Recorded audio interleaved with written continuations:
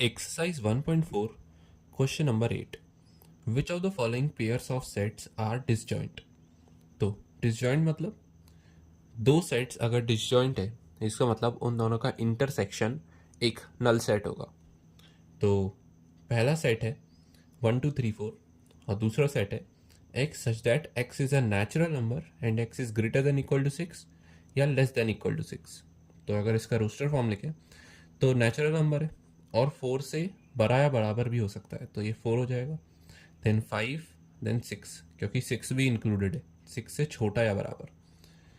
This is 4 5 6 and this is 1 2 3 4।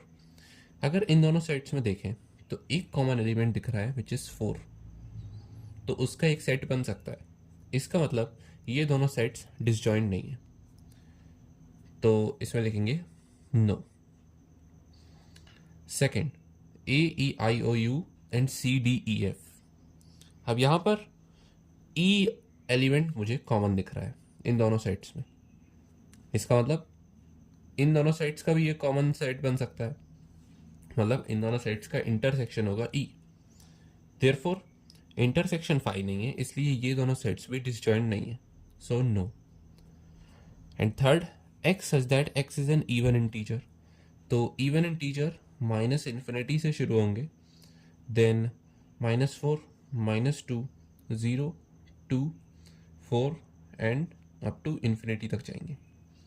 और दूसरा set है x is an odd integer.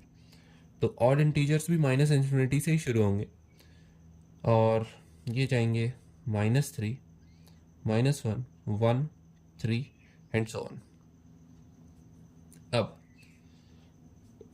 Up to infinity.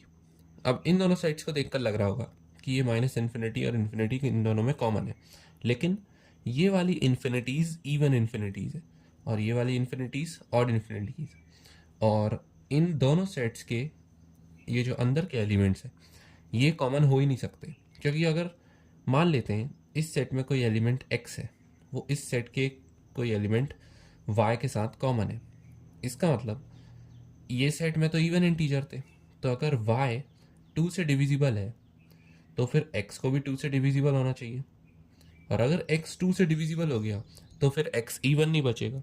इसका मतलब इन दोनों सेट में एक भी एलिमेंट कॉमन नहीं है। Therefore these two sets are completely disjoint sets.